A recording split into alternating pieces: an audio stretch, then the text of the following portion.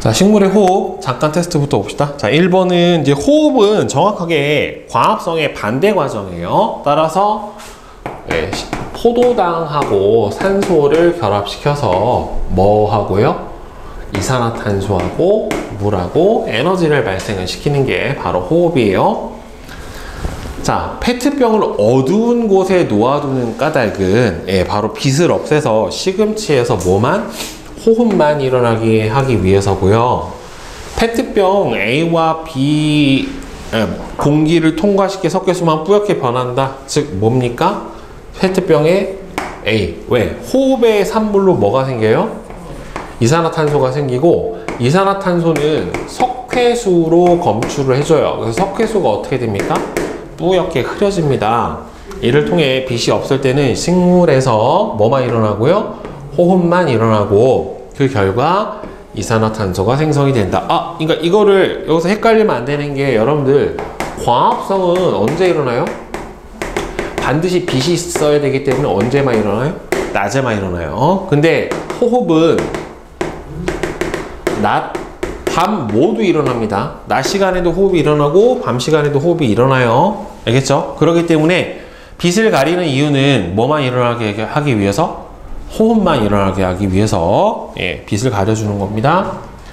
자, 광합성은 양분을 합성하는 과정이고요. 호흡은 양분을 분해하는 과정에 해당이 돼요.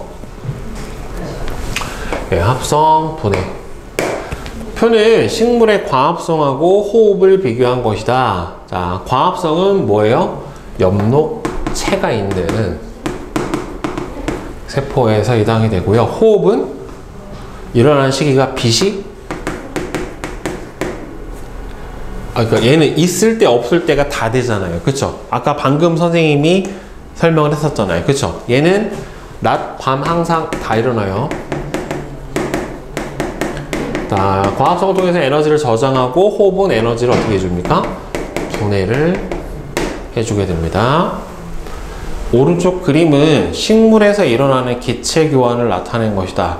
이와 같은 기체 교환이 일어나는 시기는 산소가 들어오고 이산화탄소가 나가는 거는 언제입니까? 밤 시간에, 호흡이 주로 일어나는 시간에 해당이 되겠죠. 그 다음에 7번은 빛이 강한 낮 시간 동안에 광합성만 일어나는 것처럼 보이는 까닭은 실제로는 광합성 호흡이 다 일어나지만 광합성을 통해서 흡수하는 이산화탄소의 양이 호흡을 통해서 발생시키는 이산화탄소 양보다 훨씬 많아서 그런 거예요. 빛이 없는 밤에는 식물은 산소를 흡수하고 CO2를 방출하죠. 광합성으로 처음으로 만들어지는 양분인 포도당은 녹말로 바뀌어서 엽록체에 저장이 되어 있다가 뭘로 바뀌어서요? 설탕으로 바뀌죠. 설탕. 그죠? 설탕으로 바뀌어서 밤에는 체관을 통해서 식물의 기관으로 이동을 합니다. 감자와 고구마는 녹말의 형태로 저장을 해주게 됩니다. 네. 자, 그 다음 중단한 기출. 1번에 5, 2번에 3, 3번에 2, 4번에 5, 5번에 1, 6번에 5, 7번에 2, 8번에 2, 9번에 4, 그 다음에 10번은 자, A와 B에 해당하는 기체. 낮 시간에서는 주로 방출되는 기체가 뭐에 해당이 됩니까? 산소 기체. 밤 시간에 주로 들어오는 기체도 무슨 기체예요? 산소 기체. 왜? 밤에는 주로 뭘 하니까? 호흡을 하니까. 그쵸? 네. 그 다음에 11번에 4번이죠. 그 다음에 12에 5, 13에 4, 14는 1, 15에 3, 16에 2, 17에 2번입니다. 자, 질문 있어요? 없어요? 자, 그럼 이 뒤에 서술형 보자. 1번은 뭐라고 불러줍니까? 호흡이라고 합니다. 다음에 2번은 포도당하고 산소하고 결합을 해서 이산화탄소하고 물하고 에너지로 바뀌게 되겠죠. 자, 그 다음에 3번. 빛이 없는 밤에 식물의 기공을 통해서 주로 흡수되는 기체는 호흡을 하니까 산소, 방출되는 기체는 이산화탄소, 과합성으로 처음 만들어진 양분은 포도당의 형태로 만들어지죠. 자, 그 다음에 감자랑 고구마 같은 대표적인 구황작물은 뭐의 형태로요? 녹말의 형태로 주로 저장을 합니다. 그 다음 6번. 식물이 호흡, 이 식물뿐만 아니라 모든 생명체는 다 호흡을 해요. 그래서 호흡을 하는 이유는 바로 뭐예요? 생명활동에 필요한 에너지를 얻기 위해서 그렇습니다. 유리종에 촛불만 넣어두면은 촛불이 금방 꺼지지만 촛불과 식물을 함께 넣어두면 촛불이 오래 탄다. 그 까닭은 식물이 뭘 해서? 식물이 과합성을 해서 연소에 필요한 산소를 공급을 해주기 때문에 그렇습니다. 자, 그 다음에 8번, 9번, 10번 봅시다. 8번. 낮에 식물이 일어나는 기체 교환은, 낮에는 뭐하고 뭐가 다 일어납니까? 과합성하고 호흡이 다 일어나죠. 그쵸? 그 대신에 낮에는 빛의 세기가 강해서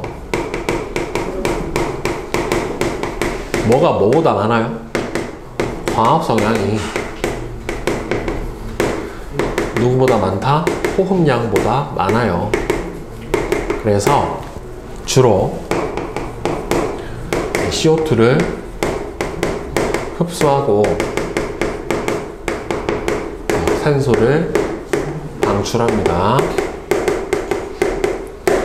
과합성으로 처음 만들어진 포도당은 녹말로 바뀌어서 엽록체에 저장이 되는데, 녹말은 어떻게 식물의 각 기관으로 운반되는가? 녹말은 밤에, 그죠? 설탕으로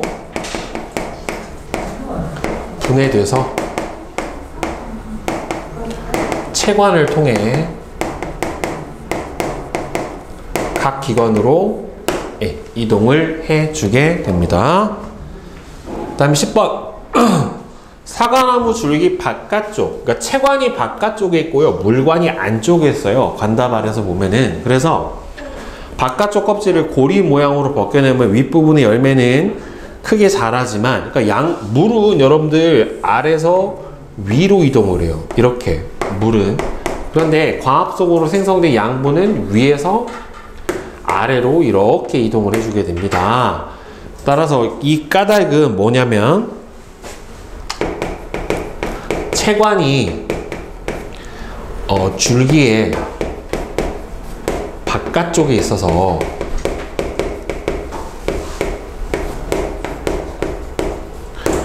과합성으로 만들어진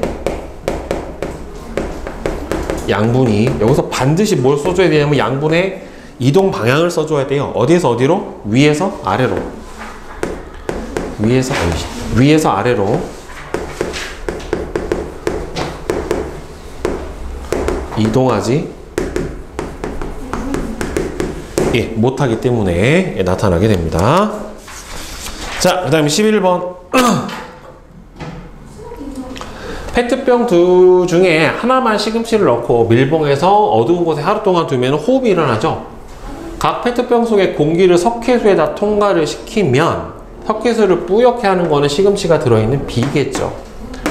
뿌옇게 변한 까닭은 이때는 뭐가 없어요? 빛이 없어서 광합성은 일어나지 못하고 호흡만 일어나서 호흡을 통해서 뭐가 발생하기 때문에 그래요? 이산화탄소가 발생을 했기 때문에 이산화탄소가 검출이 돼서 석회수가 어떻게 됩니까? 뿌옇게 흐려지게 되는 거죠. 결국에는. 그 다음에 12번. 식물에서 일어나는 두 가지 작용. 자, A는 이산화탄소와 물의 에너지를 흡수해서 포도당하고 산소를 만드는 A는 광합성. 거꾸로 에너지를 얻어내는 B는 호흡에 해당이 되고요.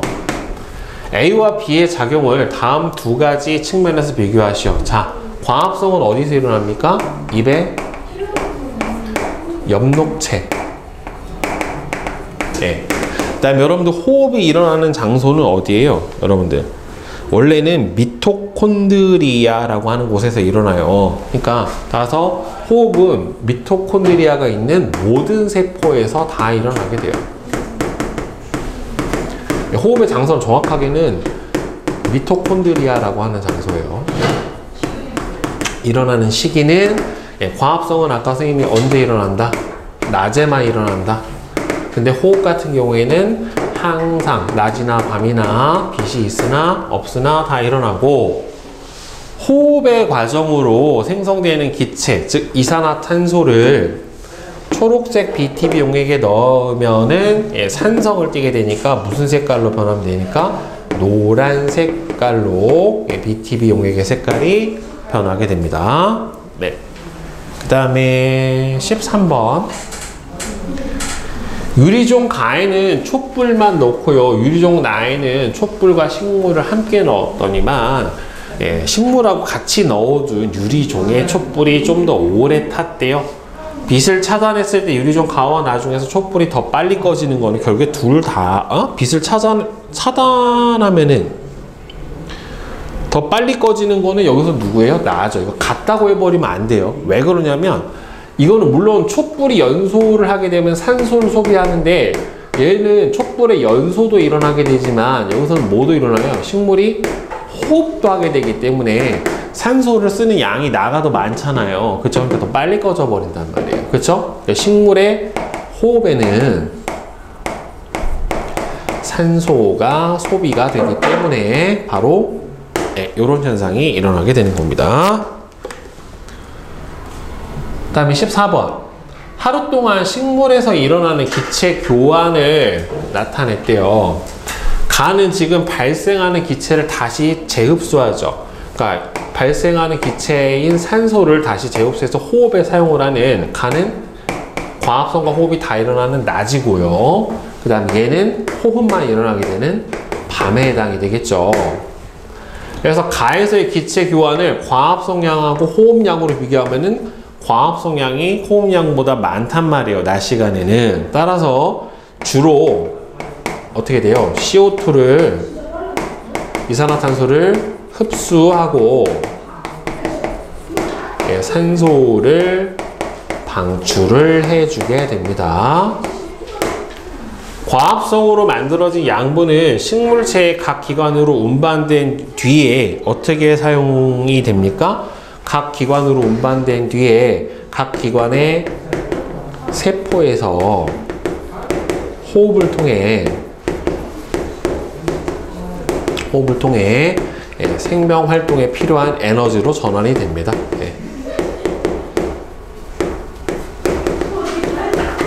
필요한 에너지로 전환이 되게 됩니다. 오케이? 네.